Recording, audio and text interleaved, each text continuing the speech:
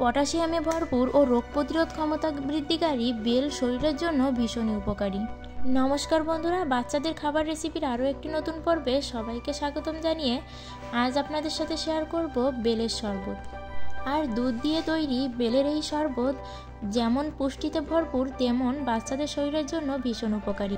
বেলে রয়েছে প্রচুর পরিমাণে পটাশিয়াম, যা হৃদরোগের ঝুঁকি কমায়, এমনকি ব্লাড প্রেশারও কিন্তু কমায়। যাদের উচ্চ রক্তচাপ আছে তাদের জন্য বেল খাওয়া ভীষণই উপকারী।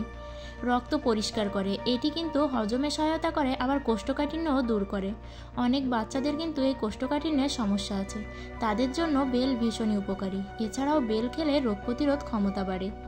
কোন কোন রোগের জন্য বেল উপকারী সেটা তোমাদের একটু পরেই বলছি। এবার এখানে বলে নিচ্ছি, শুরুতে আমি বেলটাকে ভেঙে এর শাঁসটা বের করে নিয়েছি। এবার অল্প পরিমাণে জল দিয়ে এটাকে একটু মাখিয়ে এভাবে ছাঁকনির সাহায্যে আমি সেঁকে নেব। ছাঁকনির সাহায্যে ভালো করে সেঁকে নিয়ে আমি এর ভিতরে চিনি আর দুধটা দিয়ে দেব।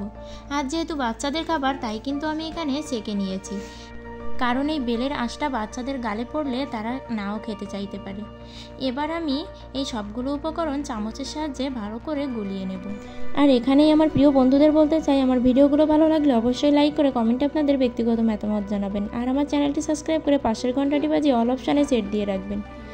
বেল খেলে কিন্তু ক্যান্সার প্রতিরোধ হয়, এমনকি কিডনিও সুস্থ থাকে।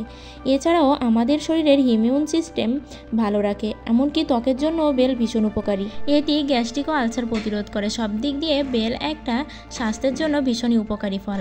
আর এই বেলটাকে যখন আপনি দুধের ভিতর দিয়ে এভাবে শরবত তৈরি করে বাচ্চাকে খাওয়াবেন, তখন বাচ্চারা আরও বেশি পুষ্টি পাবে। আর আমি একটু শরবতটাকে ঠান্ডা করার জন্য এখানে বরফের কুচি দিয়ে দিলাম। তাহলে আজকের ভিডিওটা এ পর্যন্তই। সবাই ভিডিওটি ভালো লাগলে অবশ্যই লাইক কমেন্ট করবেন, আর সবাই ভালো থাকবেন, সুস্থ থাকবেন।